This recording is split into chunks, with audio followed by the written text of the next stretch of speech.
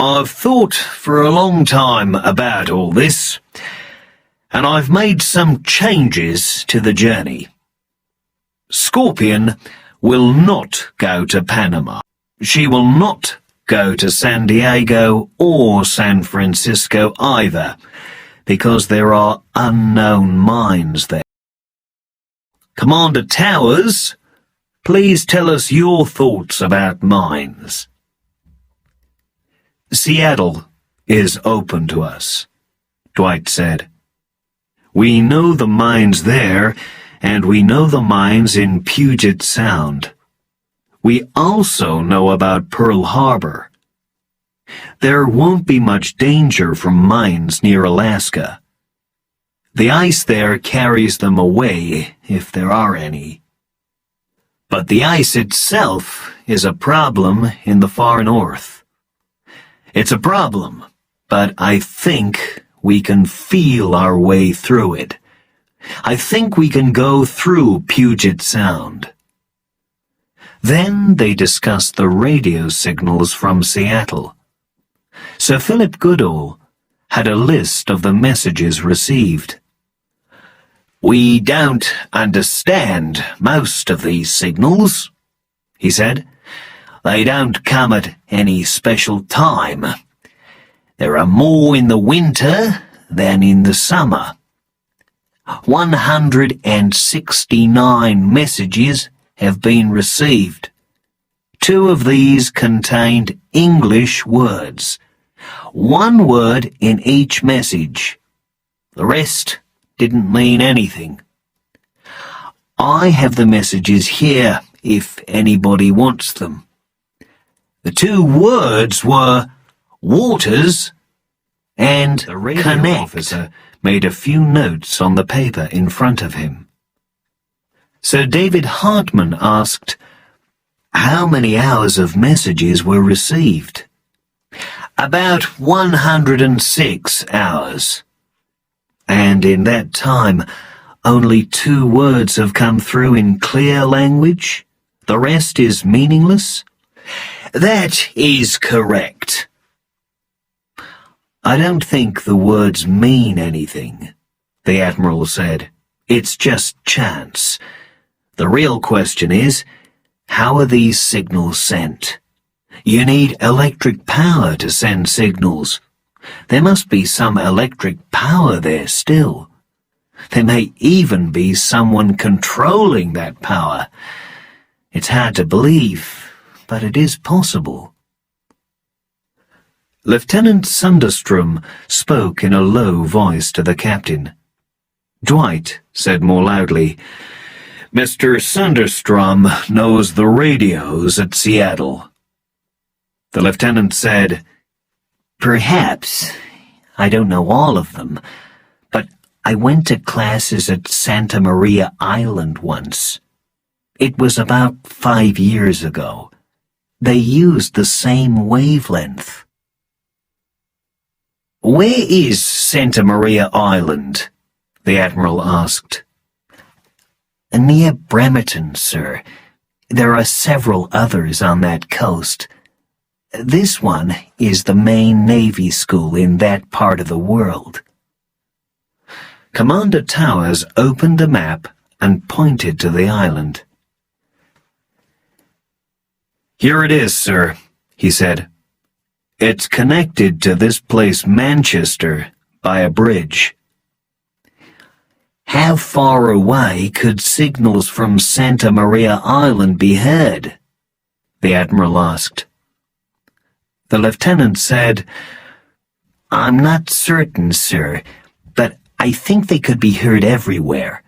It's a big station. It's one of the most important stations in the Pacific Ocean. You yourself never received direct signals from the station? No, sir. I sailed in ships which used different wavelengths.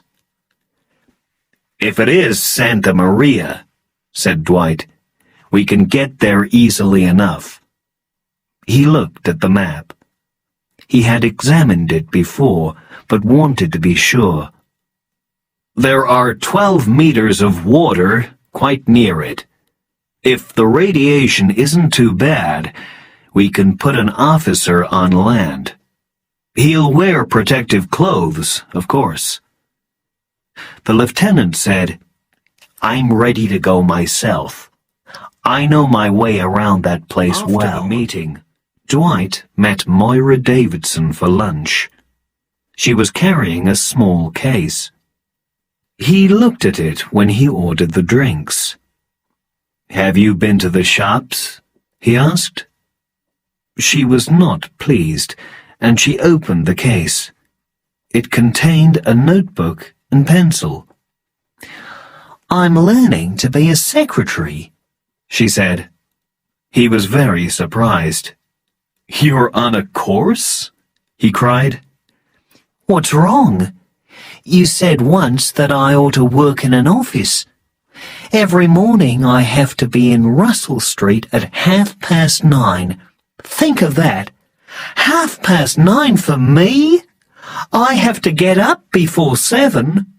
"That's terrible," he said with a laugh. "Why are you doing it?" "Oh, it gives me something to do." "How long have you been studying?" 3 days. My typing's getting quite good. I'll be able to get a good job next year. "Are other people doing this?" "Yes," she answered. "It's a big class. I was surprised." "Perhaps they all want jobs." There was a pause. "Have you heard about John Osborne and his car?" she asked. He laughed. "I certainly have. He showed it to me. It's an extremely nice car."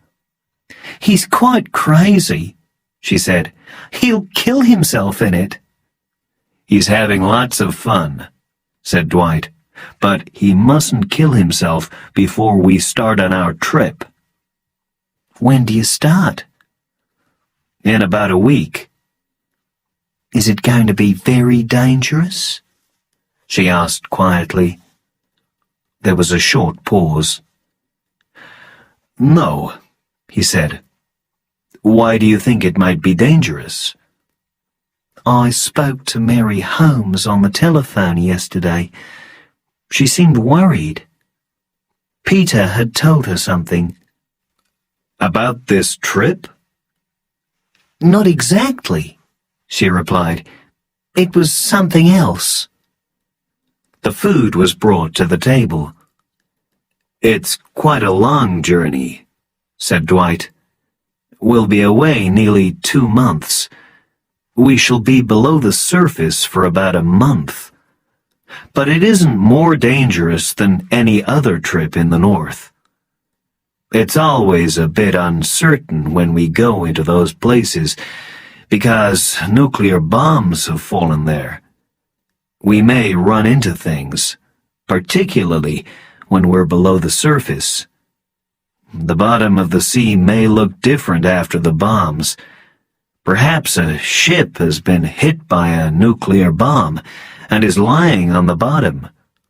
We have to take care, but I don't say that it's dangerous, Dwight," she said softly. He laughed. "Of course we'll come back safely. The Admiral has given us his orders. We must return safely. The Admiral doesn't want to lose his submarine." She sat back and laughed. "You're a hard man," she said. After the meal, they went to look at some religious paintings. The girl liked them, but the officer did not understand them. "I don't like any of them," he said. Then they went to look at some French paintings. "These are by Renoir," she said. They stood in front of a painting of a river. There was a street beside the river, and some shops painted white. "That's the kind of picture I like," said Dwight. "I've got a lot of time for that." After that, she had to leave because her mother was not very well. So he took her to the station in a streetcar. "Thanks for lunch," she said. "I hope you liked the pictures." "I certainly did. I'll go there again and see some more of them." "Will we be able to meet again before you go?" she asked. "I'll be busy most days," he said. "But we might meet one evening, perhaps." They agreed to meet for dinner on the following Tuesday. She waved to him and went off into the crowd. He had nothing important to do, so he walked along the streets and looked in the shop windows. When he came to a sports shop, he went inside and bought some fishing equipment. "This is a present for my son," he told the shopkeeper. "He's 10 years old." Chapter 6. Journey to the Pacific. 25 days later, the USS Scorpion was near the first port of call of her trip. She had been under the water for 10 days. She had seen land at San Nicolas Island near Los Angeles, but the commander knew nothing about the mines there, and so he stayed away from the city. She had followed the coast from Santa Barbara towards the north, staying about 3 kilometers from land. She was below the surface all the time, and had entered Monterey Bay with care. It was a port, but they saw no sign of life on land. The commander learned very little because he had to stay under the water. There was a lot of radioactivity in these places. They examined San Francisco from 8 kilometers outside the Golden Gate. They saw that the bridge was down, but that did not tell them much. The houses round the Golden Gate Park were badly damaged. There was little chance that anybody could live in them again. There was no sign of life anywhere. The level of radioactivity was high. They stayed there for some hours and took photographs through the periscope. Then they went back to Half Moon Bay. They moved nearer to the coast and came up to the surface, calling through the loud hailer. The houses here were not damaged much, but there was still no sign of life on land. They waited until it was dark. Then they changed direction for the north and followed the coast again. They went under the water, but often came to the surface, so they were able to listen for the radio station at Seattle. They had heard it once. It had sent signals for 40 minutes and then stopped. The messages had no meaning at all. When they were not far from Fort Bragg, they heard it again. They came to the surface in a strong wind. The Seattle station began to send a signal, and they were able to find its position quite well. Dwight bent over the map with Lieutenant Sunderstrom. "It's near Santa Maria," he said. They stood "You were quite right" to the meaningless signals. "It's just chance," the lieutenant said. "Nobody's sending those signals. They're just happening." "It seems like it," said Dwight. "But there must be power there, and if there's power, there are people." "It isn't necessarily true," the lieutenant said. "You're thinking of water power?" Dwight replied. Power from a river. But those machines can't run for 2 years without oil. Some of them are excellent machines. Dwight did not answer. He turned back to the maps. "I'll try to reach Cape Flattery in the morning," he said. "We'll go on as we're going now. We'll decide about our course then. If it looks safe, I'll take her in. We'll use the periscope. If we hit anything, we can come up. Perhaps we'll be able to go to Santa Maria. Perhaps we won't. Are you ready to go on land if we do?" "Sure," said the lieutenant. "I'd like to get out of the ship for a short time." Dwight smiled. They had been below the surface now for 11 days. People's health was still good, but everybody wanted to get out of the submarine. "Let's hope we'll get there," he said. "If we can't get there," said the lieutenant, "perhaps I can go by land." He pulled out a map. "If we reached Gray's Harbor, I could go to Hoquiam or Aberdeen. This road runs straight to Bremerton and Santa Maria." "It's 160 kilometers. I could find a car, perhaps, and some fuel?" The captain shook his head. It was not safe to go that far. There would be a lot of radioactivity from the car and from everything else. Protective clothes would not be enough. "You've only got air for 2 hours," he said. "You'd be killed. And it isn't very important. We don't need to go there." They went under the water again. When they returned to the surface, the signals had stopped. They sailed north all the next day. The health of his men was now important to the captain. He allowed them to look through the periscope. There was not much to see, but it gave them something new to do. This coast was their own home country. They could see places they knew. They could talk about their homes from long ago. They came to the surface again. They were now near the Columbia River.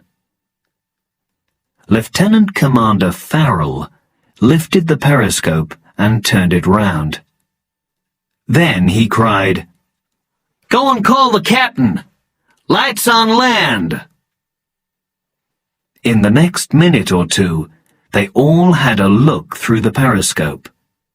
They also examined the map. Dwight, too, bent over the map. "On the Washington side of the river," he said, "the lights must be around Long Beach and Ilwaco. There's nothing in Oregon."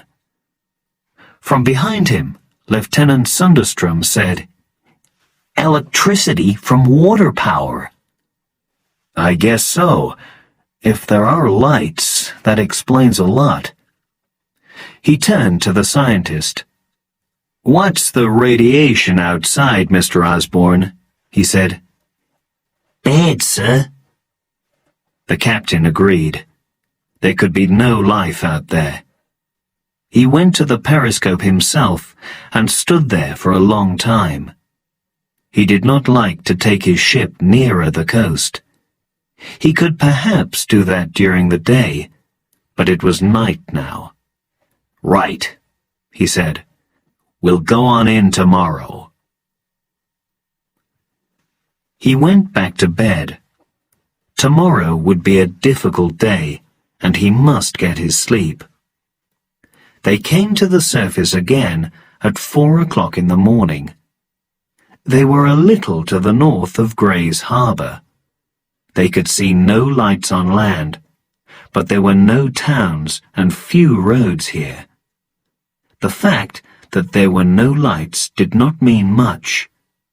They went underwater again. When Dwight came back at 6 o'clock, the day was bright. He had some breakfast and then stood near the maps. He examined the places where the mines should be. At 7:45, they were near Cape Flattery. "Right," said the captain. "Take her in, Commander." The sound of the motors dropped to a lower note. All morning they sailed between Canada and the United States. They watched through the periscope and marked their course on the map. They could see little change on land. But in one place, on Vancouver Island, something had certainly happened. Near Jordan River, a large part of a mountain had been burned. The burn was about 11 kilometers long and 8 kilometers wide. Nothing was growing there at all. "There has been an explosion there," the captain said. Soon after 12 o'clock, they were near Port Townsend, and they turned south towards Puget Sound. In the early afternoon, they reached the little town of Edmonds. This was 24 kilometers north of the center of Seattle. From the sea, they could see no damage, but the level of radiation was high. No life could continue there for more than a few days. The submarine rose to the surface, and an officer took her towards the coast. They stopped 100 meters from it and watched. This place was the hometown of Ralph Swain, and he was invited to look through the periscope. He stood at it for a long time. Then he turned his head. "Ken Poulia's shop's open," he said. "But he's left the lights on. He doesn't usually do that during the day." "Can you see anybody moving round, Ralph?" asked the chief sailor. "No, but a window's broken in Mrs. Sullivan's house at the top." He watched for 3 or 4 long minutes. Then an officer took the periscope. The chief asked Ralph if he had seen his own house. "No, you can't see it from the sea," said Ralph. He seemed upset. "The place doesn't look different," he said. "It all looks just the same." Lieutenant Benson called land through the loudhailer. He said, "This is the U.S. submarine Scorpion. We are calling Edmonds. If anybody is listening, please come to the water's edge. Come to the end of Main Street. U.S. submarine calling Edmonds." Dwight Towers watched through the periscope. He had a good view of the place and could see the streets near the sea. "There isn't much wrong on land," he said. "It's a strange thing, because Boeings are made here. Why didn't the enemy destroy it?" "It's a well-defended place," Farrell said. "That's true, but they were able to reach San Francisco." They stayed there for some time because they could see a light. They called again through the loudhailer. The captain looked. They all heard the noise of a metal door. The captain was surprised and looked round. Then they all heard the sounds of feet above them. Somebody was outside the ship. Lieutenant Hirsch appeared. "Swain got out through the escape door, sir," he said. "He's outside." Dwight was not pleased. "Is the escape door closed now?" he asked.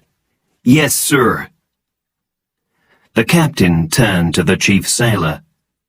"Put a man near the escape doors," he said. He must guard them. The chief ran off, and the others heard someone fall into the sea. Dwight said to Farrell, "Try to see him. What's he doing?" The officer pulled the periscope down as low as possible. He turned it round. The captain said to Hirsch, "Why didn't somebody stop him?" "I guess he was too quick. He was just sitting there. Nobody was paying him much attention. Before anybody noticed, he was at the escape door. Nobody wanted to go out there after him." "Sure," Dwight agreed. From the periscope, Farrell said, "I can see him now. He's swimming towards the land." Dwight had a look and saw the man in the water. He spoke to Lieutenant Benson at the loud hailer. The lieutenant spoke into the instrument. He said, "Swain, hear this." The man in the water paused and waited. "The captain's orders are these. You will return immediately to the ship. If you return immediately, he will take you back on board. You may be radioactive, but he'll accept that danger. You will come back on board right now." They could all hear the reply. It was not polite. A little smile appeared on the captain's face for a moment. He bent down to the periscope again and watched the man in the sea. The man swam to the land. The captain spoke to Osborne. "How long will he last?" he said. "He'll feel nothing for a time," the scientist said. "He'll probably be sick tomorrow night. After that, I don't know, sir. We can only guess. Everybody's different. Some last longer than others." 3 days? A week? "Not longer in this radiation." "And if we took him back on board?" "If he came back, and if he was seriously ill on board, Dwight, we would put up the periscope and put his eyes to it." The man was walking up the street in his wet clothes. They saw him at the door of a shop, and he looked in. Then he turned a corner, and they could not see him any more. The captain said, "Well, he doesn't want to come back. That's clear enough. We'll go on. Take the course for Santa Maria." There was silence in the submarine. Dwight Towers went slowly to his room, and Peter Holmes followed him. Holmes said, "Aren't you going to try to get him back, sir? I could go on land in protective clothes." "That's a nice offer, Commander," said Towers, "but I won't accept it. I thought of that myself. If we put an officer on land, he can take 2 men with him, but he'll have to find Swain first. It might take 4 or 5 hours. If he brought him back, everybody would be in danger. We don't want radiation inside the submarine. No." Peter replied, "Very good, sir. I only wanted to make the offer." "Sure. It was a good thing to do. We'll be coming back past this place tonight or early tomorrow. We'll stop for a short time and call him through the loud hailer." They went to the entrance of the Lake Washington Canal and then close to the heart of the city. It was undamaged. Some ships lay there. Most of the window glass was still in place in the high buildings. They did not go very close in, but through the periscope they could not see anything wrong at all. Many of the electric lights were still burning, but there were no people. "It was a well-defended place, sir," said Farrell. There was no reason to stay there, so they went out of the bay and turned towards Santa Maria Island. They could already see the great radio station. Dwight called Lieutenant Sandstrom. "Are you ready to go?" he asked. "Everything's ready," said the radio officer. "I've only got to get into a suit." "Right. Your job's half done already. We know that there is still some electric power, and we're almost certain there is no life. But we're not really sure of that. You'll find the reason for those signals. You have enough air for 2 hours. I want you back here in an hour and a half. You won't have a watch, so I'll keep the time for you. I'll sound the siren every quarter of an hour. Once after a quarter of an hour, twice after half an hour, you hear the siren blow 5 times, you stop work. You stop everything and come back immediately. Before it sounds 6 times, you must be back here and clean. Is all that clear?" "Quite clear, sir." "Right. I want you back on board safe. That's the main thing.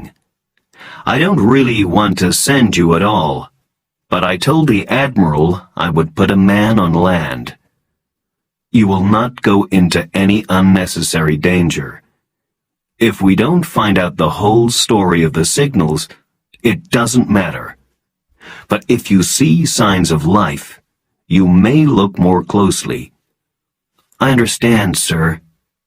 "Don't bring anything back with you. Don't even bring your protective clothes into the ship." "Right, sir." The submarine moved slowly towards Santa Maria. They took the greatest care, and they hit nothing below the surface. The ship stopped near the island. Dwight found Lieutenant Sandstrom in the protective suit. He was sitting down and waiting. "Right," said Dwight. "Off you go." The young man stood for a moment.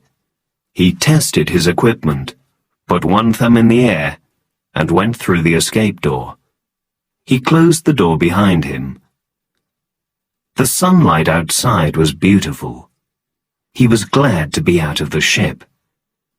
He unpacked a small boat and filled it with air. Then he got into the boat and left the submarine. He reached the land in 10 minutes. He began to walk on the beach and heard one sound from the submarine siren. He turned and waved, and then walked on. He came to a group of grey buildings. Then he crossed the road and looked into another building. A dead body lay there. It had been there a long time. It upset him a little, and he left it quickly. He went on up the road and into the main office of the radio school. It was in a brick building. He hoped to find the cause of the radio signals in it, but every door was locked. He went out again and looked round. He noticed another office, which was built of wood.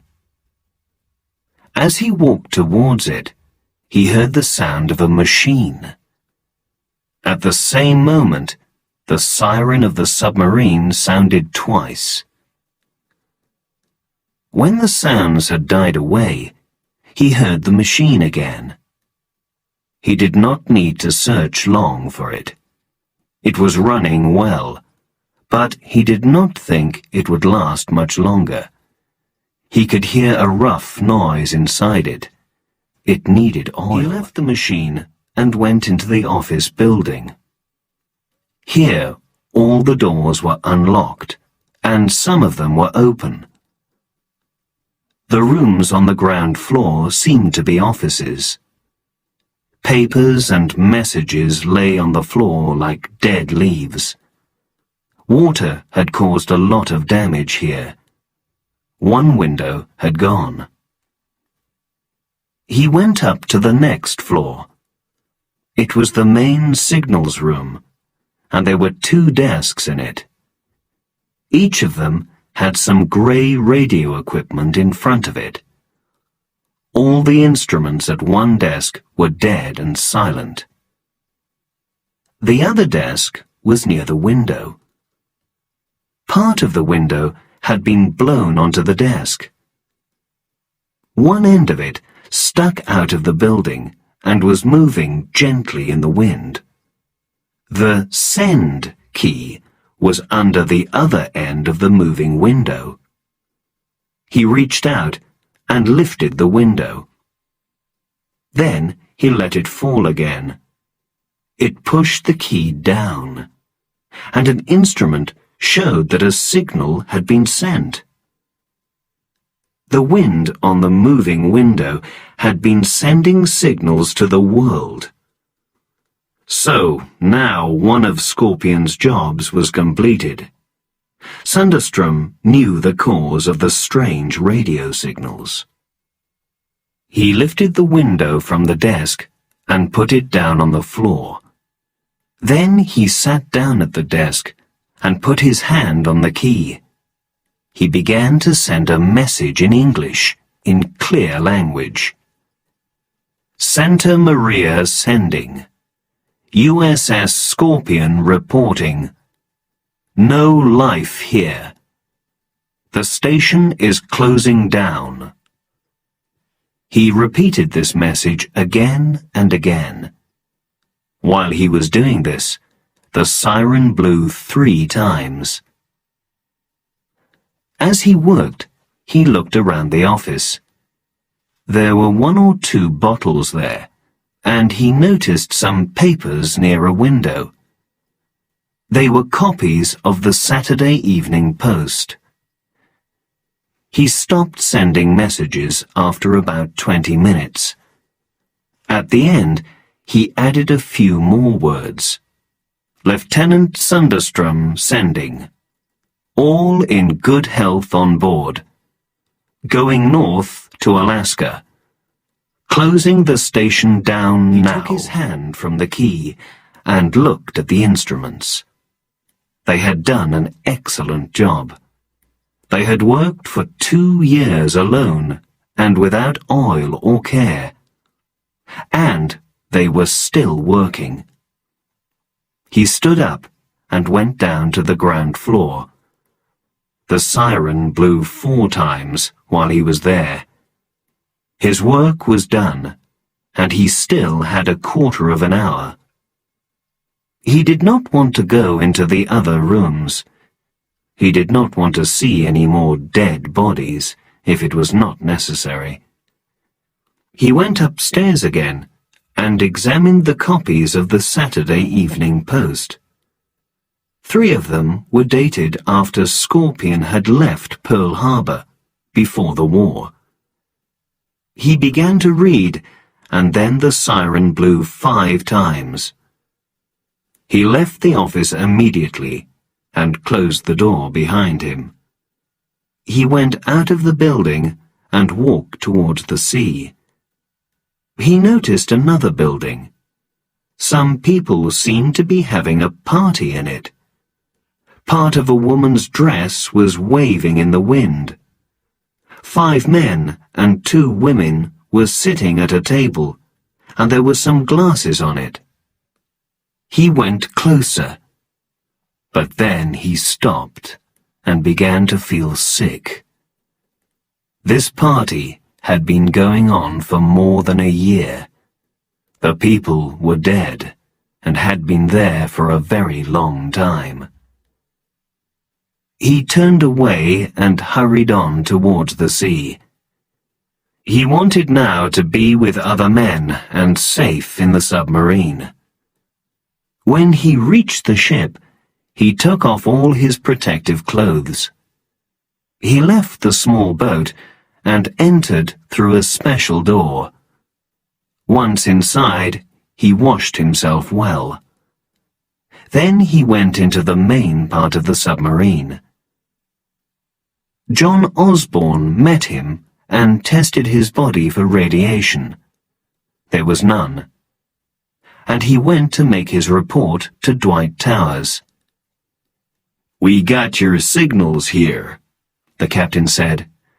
"They probably heard them in Australia, too." He sent Sunderstrom to get dressed. He told the others that they would stay there that night. "It's 7 o'clock," he said, "and it'll soon be dark. We can't find our way through the minefields at night. We'll sail when the sun comes up on land through the periscope." They left in the morning, but soon ran onto a sandbank.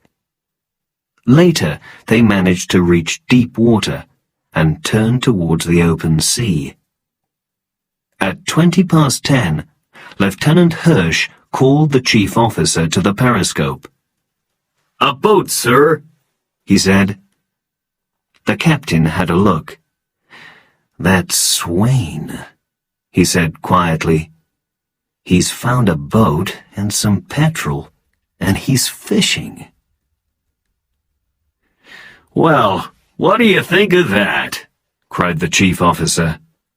"I'll talk to him," said the captain. "Go close to the boat." There was silence in the submarine while the chief officer gave the orders. Soon the engines were stopped, and Dwight went to the periscope. "This is the captain speaking," he called. "Good morning, Ralph. How are you feeling? Any signs of sickness?" They could all hear the reply. "I'm doing well, Captain. I'm all right." "Have you got any fish yet?" The man in the boat held a fish up. "I'm sorry I left you like that," he cried. "Don't worry about that," the captain said. "I understand. But I'm not going to have you on board again. I'm thinking of the rest of the ship's men." "I know that, Captain. It's the radioactivity, isn't it? I might spread it." "That's right, Ralph." "Please ask Mr. Osborne about me, sir. How long have I got?" "He thinks you'll go for a day or two." From the boat, Swain called, "Well, it has been an extremely nice last day." Dwight laughed. "How are things on land?" he asked. "Everybody's dead there, Captain. I went home, but the family were dead. I went to see my girl, but she was dead too. There are no dogs or cats or birds. Nothing alive. Except for that, everything's the same as before. I'm sorry about leaving the ship, Captain, but I'm glad to be home. I've got my car and my boat and petrol for them. And the sun's shining. I'm ready to die here like this. It's better than in Australia." "I know," said Dwight. "Is there anything you want right now? We're on our way, and we'll never come back." "Have you any tablets?" Swain asked. "I mean, those special tablets that kill you." "I haven't got those, Ralph. I'll put a gun out for you if you want it." The man in the boat shook his head. "I've got my own gun," he said. "Is there anything else you want?" "Thanks, Captain, but I've got everything on land. Just tell the boys on board hello from me." "I'll do that, Ralph. And now we're going." That evening, Mary Holmes telephoned Moira. "There's been a radio signal from them," she said. They're all well." The girl was very surprised. "How did they get that?" she asked. "The signal came from that strange station. Lieutenant Sunderstrom sent it. He said they were all well." "That's wonderful!" Moira cried. "Can they send a reply?" "I don't think so.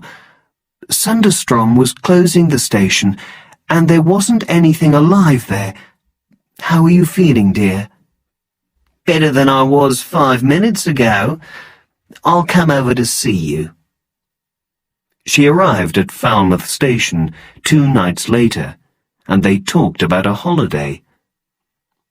"It's not nice here in the winter," Mary said. "Where do you want to go?" Moira asked. "A warm place. Queensland, perhaps. We'll have to go by train, of course." "Queensland won't be very easy," said Moira. "Because of the sickness. But that's far away." "They've got it at Maryborough," Moira said. "That's only just north of Brisbane." "Aren't there any other warm places?" "There are some, but the sickness is coming south day after day." "Do you think it'll come here?" Mary asked. "I do." "So we're all going to die?" "I expect so." "Will you have a drink?" Mary said. "Not for me," Moira replied. "I'm a different girl now. I don't drink at home. I only drink at parties with men." "Are you thinking of Dwight Towers?" "Yes," said the girl. "Dwight Towers." "Don't you ever want to get married?" Mary asked. Moira looked into the fire. "I wanted to get married," she said quietly. "I wanted to have everything you've got. But it's too late now." "Can't you marry Dwight?" The girl shook her head. "I don't think so." "I'm sure he likes you." "Yes," she said. "He likes me. He kissed me. But he's married already.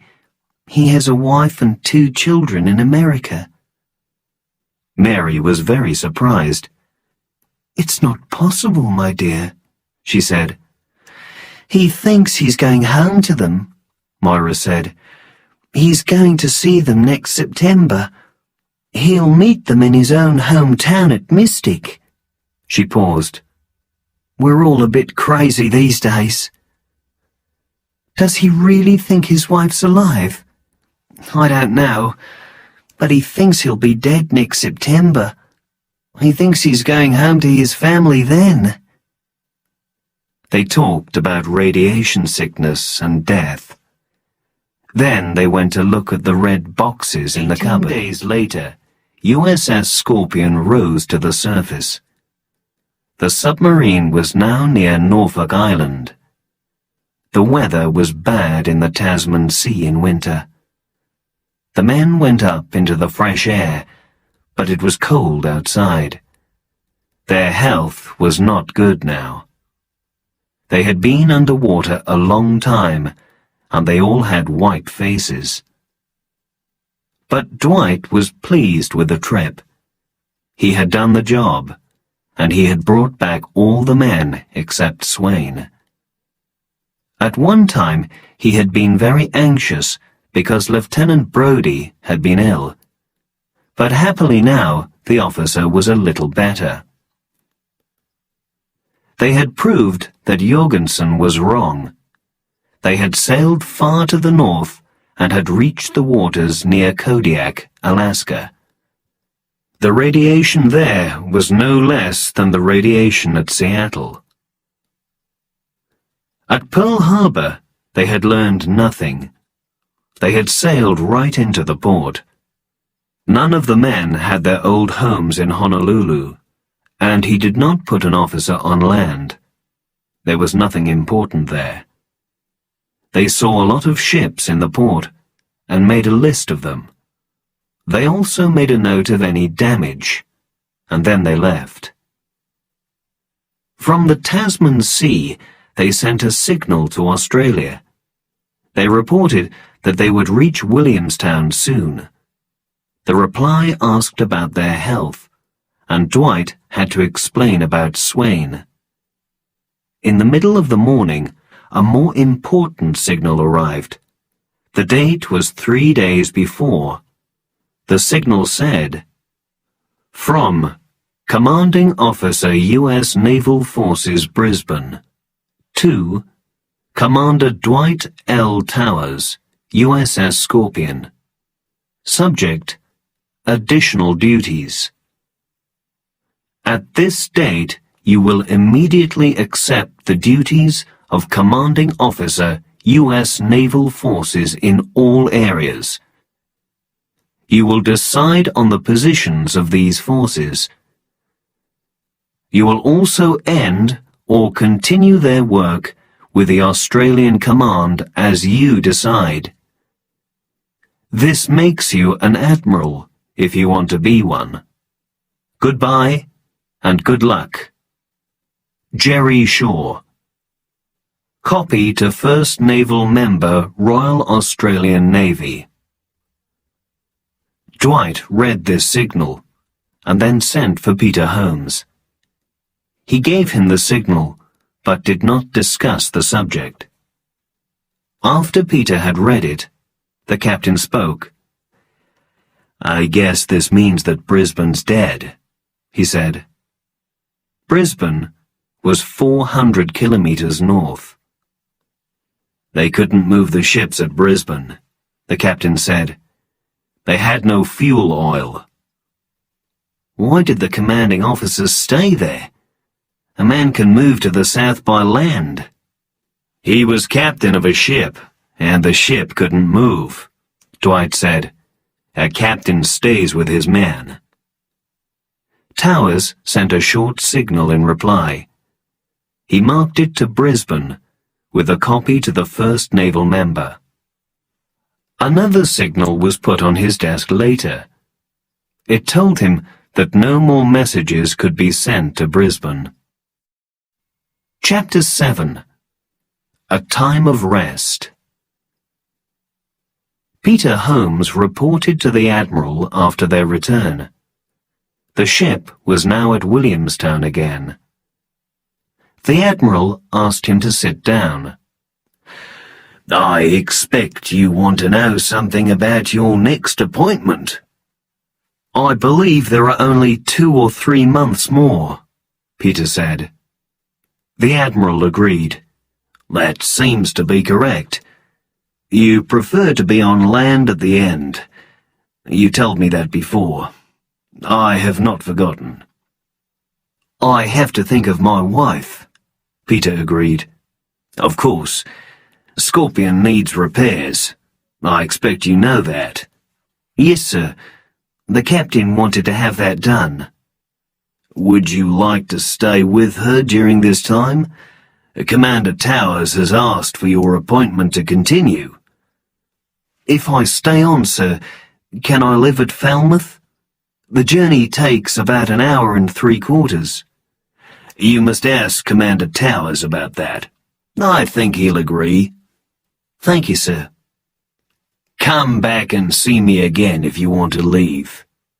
The Admiral stood up. "Is everything all right at home?" "Quite all right, sir." Moira Davidson telephoned Dwight Towers on the aircraft carrier. "I have to say, well done," she said. "You're an admiral now, aren't you?" "You can say well done if you like," he replied rather sadly. "How are you, Dwight?" "All right, but a bit tired." He was sleeping badly. "Are you ill?" She thought that he seemed different. "No, I'm not ill, but there are things that I must do. And everybody's left the ship. We've forgotten what work is after all that time at sea." "You should have a rest yourself," she said. "Can you come out to Harkaway?" He thought for a moment.